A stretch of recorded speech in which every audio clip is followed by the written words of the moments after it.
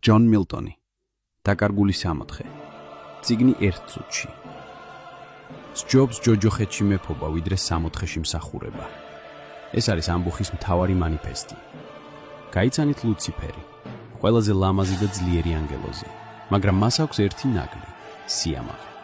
მას არ უნდა მუხლი მოიყაროს ღმერთის წინაშე. ის იწყებს სამოქალაქო ომს ზეცაში, მაგრამ მარცხდება. ის და მისი ლეგიონი დემონები ცვივიან ცეცხლის ტბაში.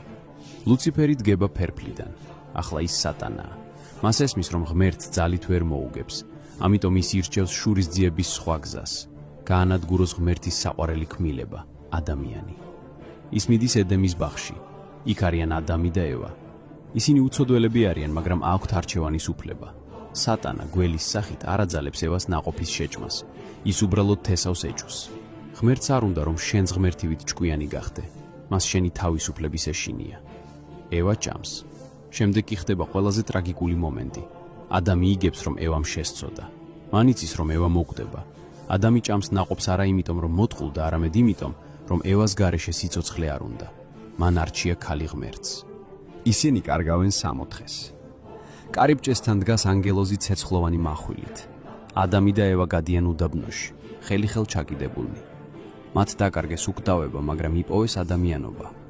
სატანა კი მან გაიმარჯვა, მაგრამ მიხვდა, რომ ჯოჯოხეთი ადგილი კი არა, მისი სულია, რომელსაც ვერსად გაექცევა. დაკარგული სამოთხე. წიგნი იმაზე, რომ თავისუფლება ეს არის უფლება, დაუშვა შეცდომა.